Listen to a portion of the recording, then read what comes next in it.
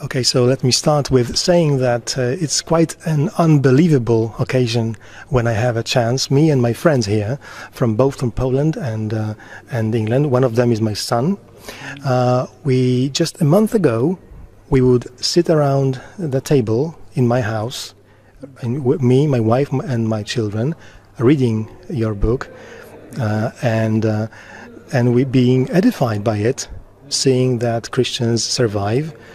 In China, in communist China, survived and are going to survive. This is our hope as well. And here I am, standing in front of you. Okay, so hello.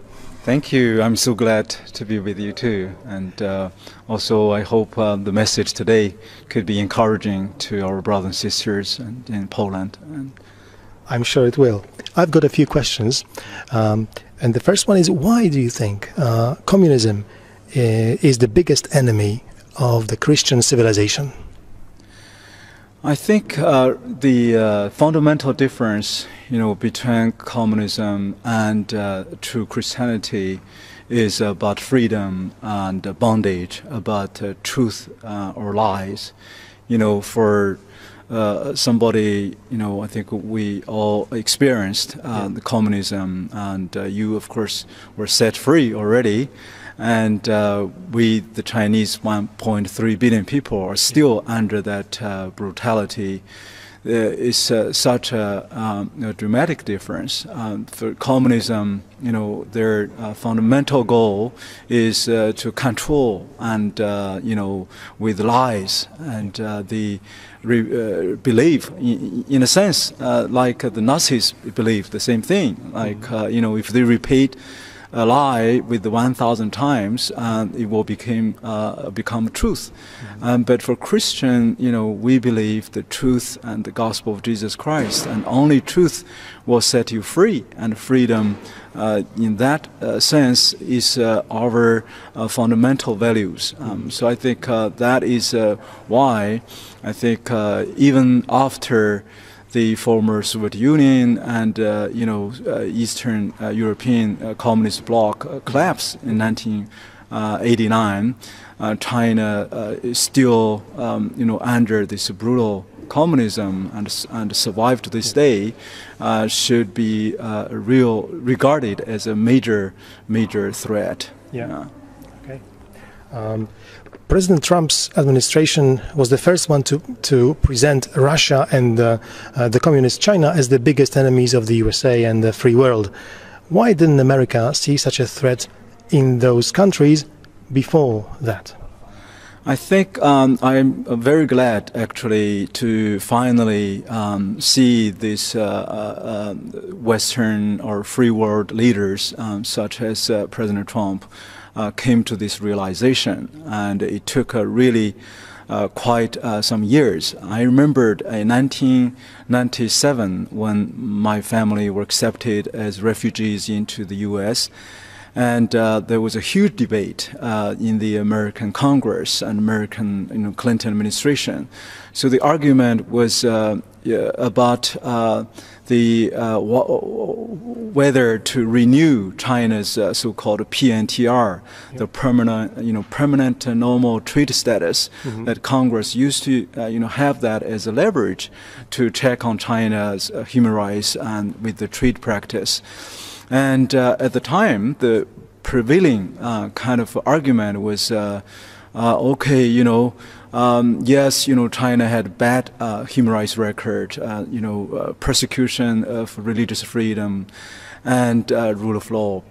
And but the business community, as well as the mainstream, political communities, all kind of advocate for argument that we need more engagement, we need more trade, we need more economic kind of empowerment, and with the hope that a middle class will be raised, and that when the middle class was raised, and then the Chinese middle class will demand for more freedom, more democracy, and more protection of their own basic freedoms. And but 20, more than 20 years later, most of the, I met with quite a number of members of Congress who voted at that time for the renewal. Of course, later on, President Clinton even lobbied Congress to give China the WTO status.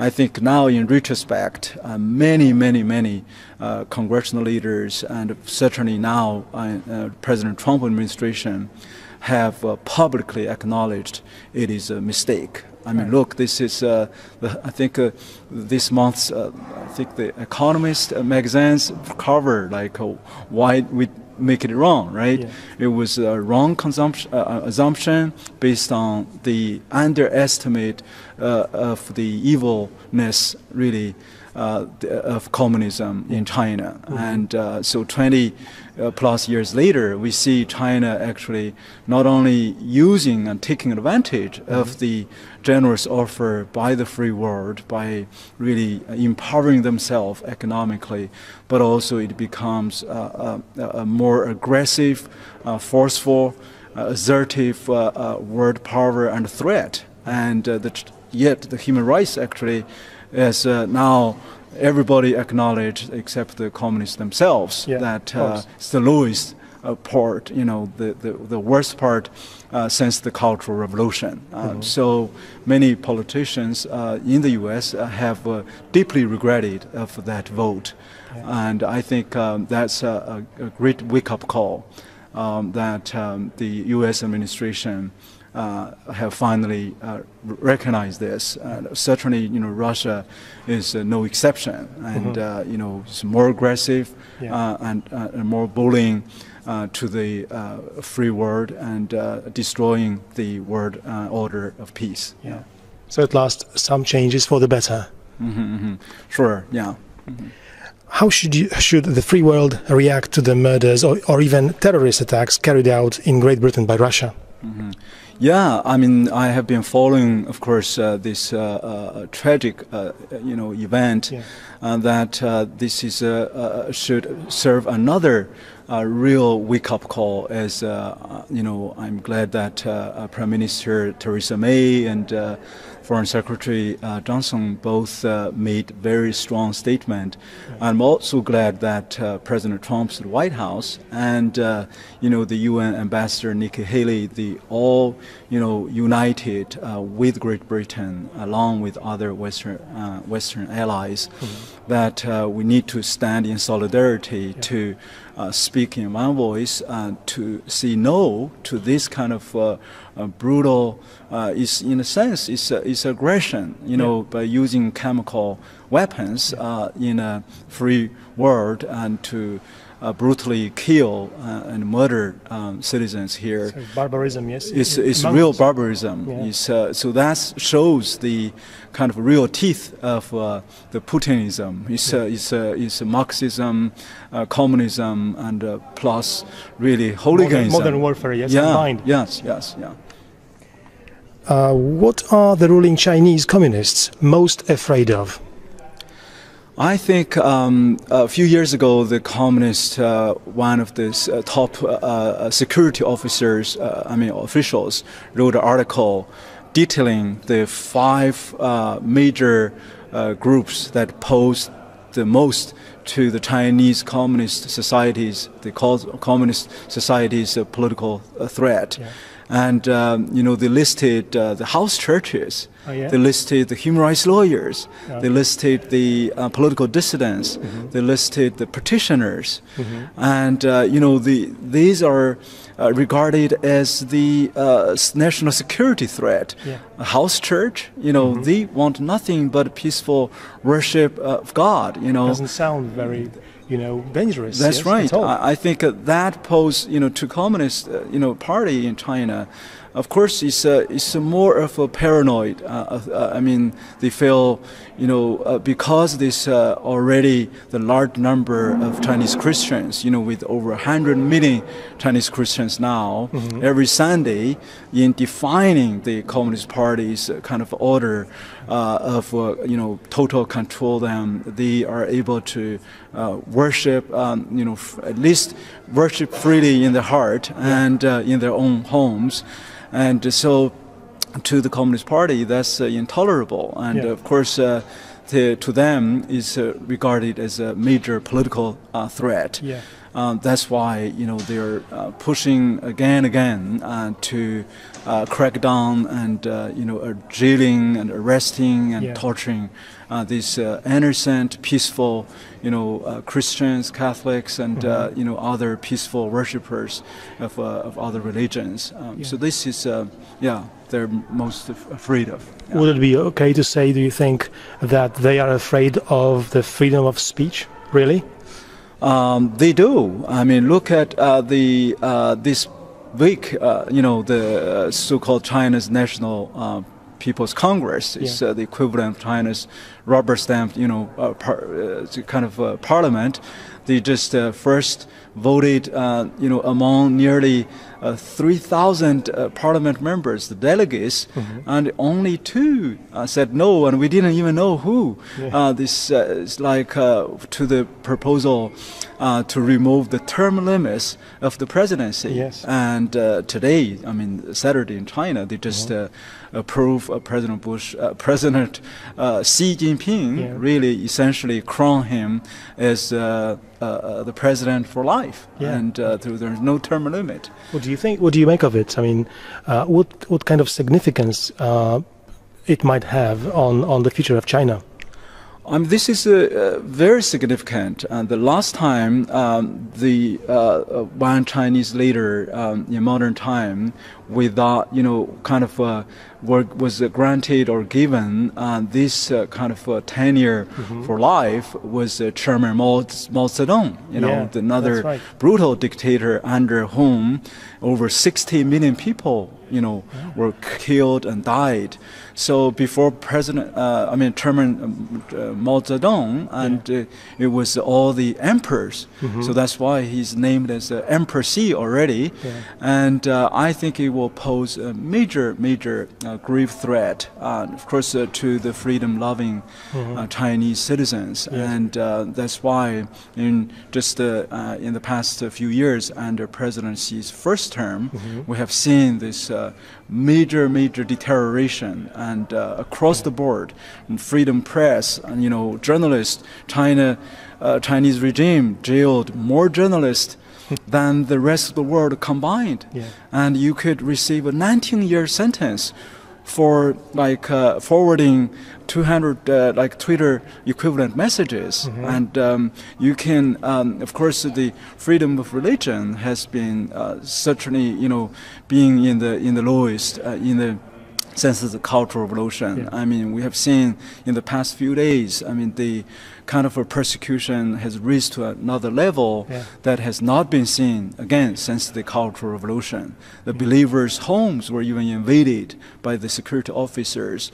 The officer would even demand to stay at a believer's home in order to watch and prevent the believers to have a midnight worship service. You mean 24/7? Just stayed at their home. This is happening right now in Xinjiang. And you have over 2,000 crosses from the rooftop of the church building were forcibly demolished, destroyed, and many churches were even totally leveled and destroyed. So this is happening, still happening now. What would you warn about the current Polish authorities, which are strengthening strategic partnership and cooperation with the Communist China? I'm not sure this term strategic partnership, the Polish government, how would they make sense? And I think if only economic, some trade, some engagement, I'm fine with trade and engagement. But we can't trade our conscience. we can't trade our fundamental values. Absolutely. And can you imagine, in 1930s, the Nazi Germany, their economic GDP is much kind of prosperous and stronger than today's communist China. Can you imagine the Polish government would make a deal and call, Hitler's Germany as a strategic partner? I think in the end, if the strategic partner means, we are dancing with the wolf and extending trade, business with our values, with our beliefs, and with our fundamental, beliefs. It will be rather a strategic blunder. It will be a strategic mistake for centuries, maybe not centuries, but for years to recover. Well, I think the odds of this kind of nurturing another kind of fascist type of communist tiger is going to be too late to regret. So that's my warning. Let's hope somebody can hear you. I mean, in the authorities, and will take the lesson. What do you think of the Vatican's policy heading towards the acknowledgement of the Communist Catholic Church in China?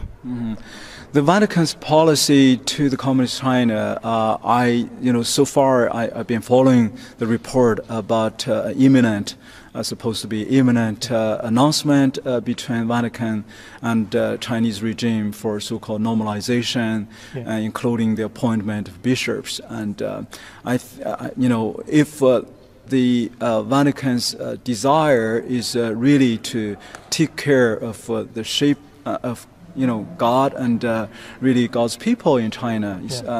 This kind of rather naive way. That's a very big if, yes? Yeah, naive way to build this relationship with Communist China when all these things are happening, as I just listed, this the worst human rights record, religious freedom. The Catholic Church has been, as late as last week, were being kind of crosses were being torn down, and with the priests and with the bishops are missing and being locked up. And how would you make that? I think that would be a very serious mistake, and it will be, to many Catholic, who are loyal to the Vatican, to the Pope over the years, who stayed in prison in China, under communism for 40 years, 30 years, and some are still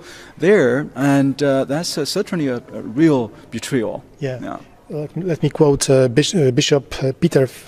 It's Fang Jianping. Sorry if it's not from Tangshan, yes, a member of the National People's Congress, who said this week that Catholics should entrust themselves to President Xi Jinping, and quote, "We as citizens of this country should be first the citizens, and only then practice our religion and beliefs."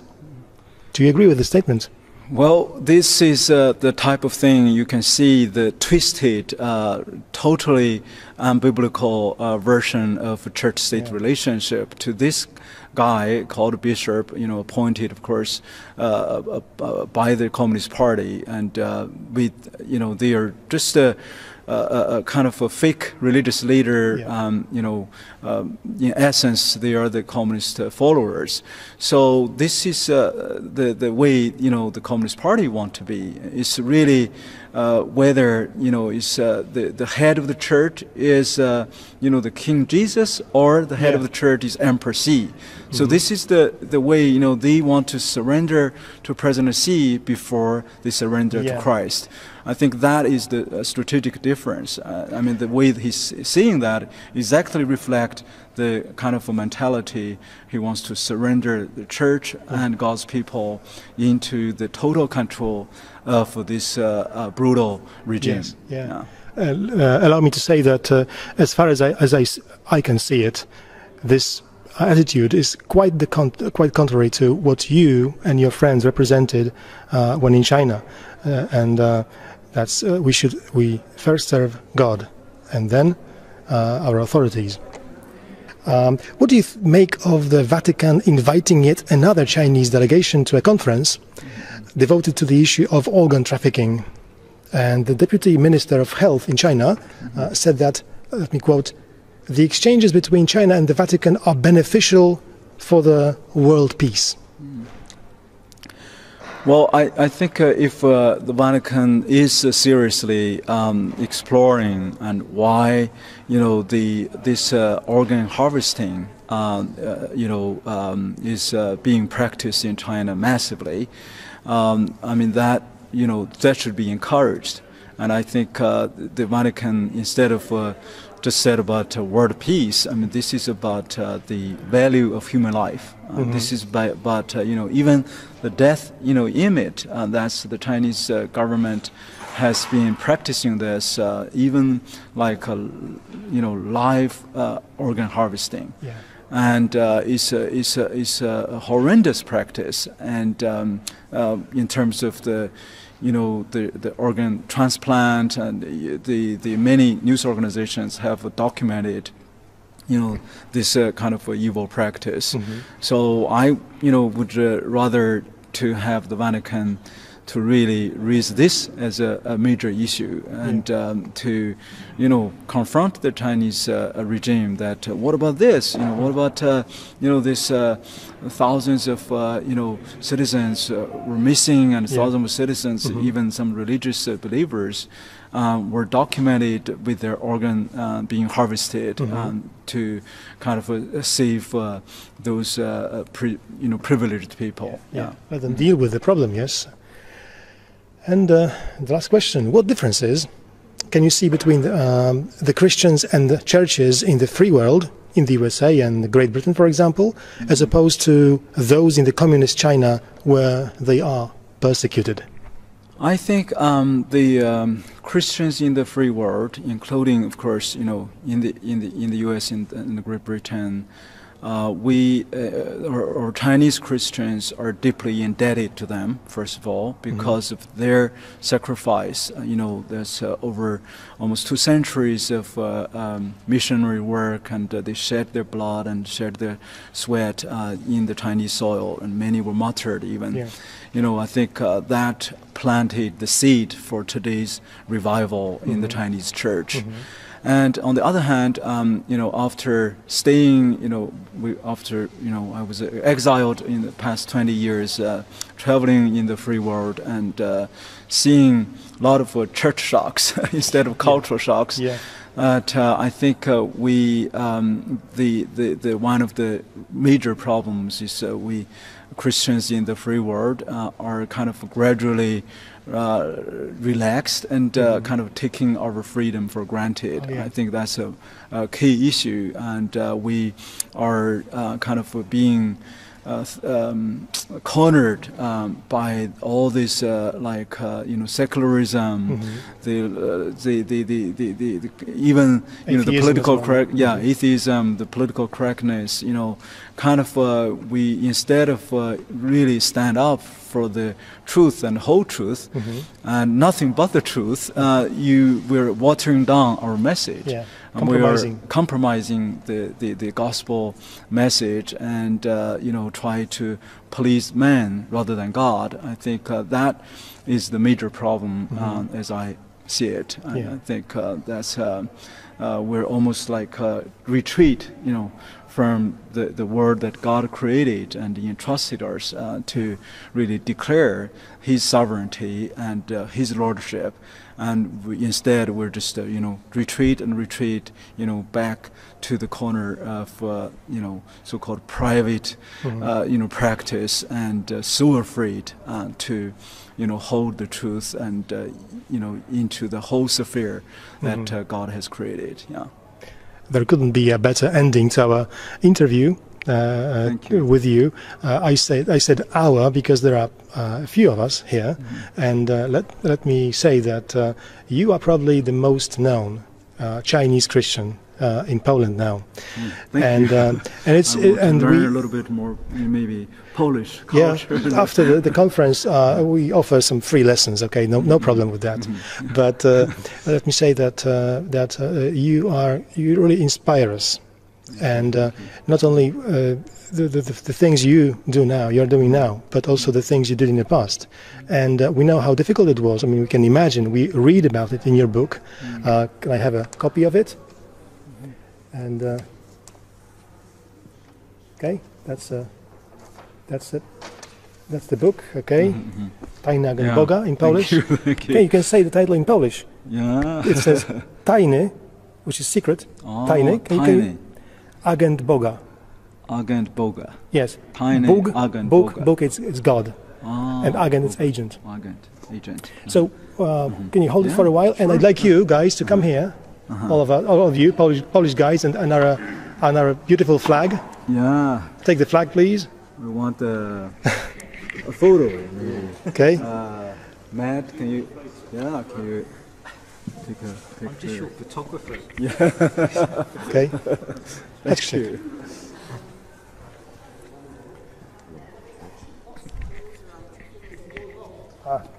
Yeah. Some patriotic spirit.